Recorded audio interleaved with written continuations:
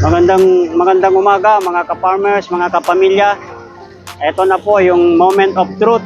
Nandito na po tayo ngayon para saksihan na po ang pag-aani natin ng bigas ng crop fertilizer. Ayan na po. Ayan po. Kasalukuyan po tayong sumusunod sa kanya. Hindi po tayo makapag-drone kasi malapit tayo sa airport. Pinagbawalan tayo ng kaap. Yan po. At tinitira na po.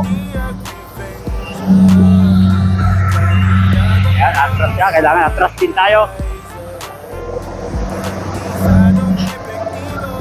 Maano po ngayon, maputik kasi wet season po talaga ngayon.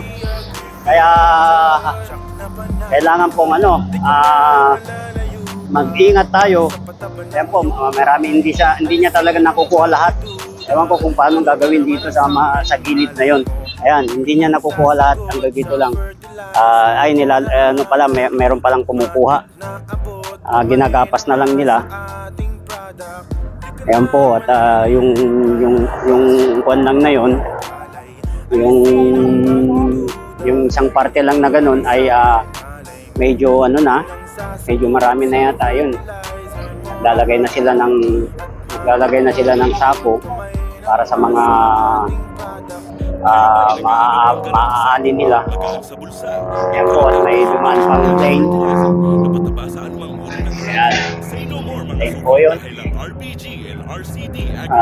Kaya talagang hindi nga ako talaga makapagpapalipad ng drone dito dahil pinagbabawal ng kaap.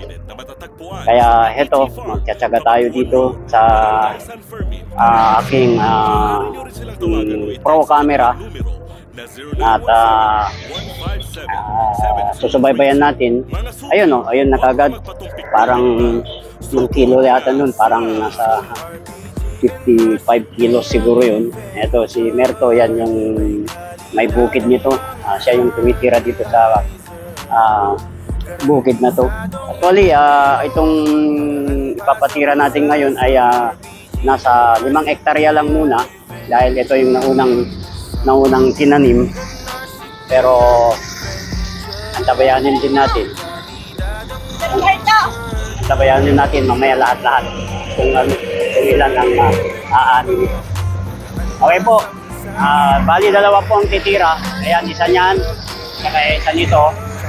Sila po ang titira ng ating bukid ngayon.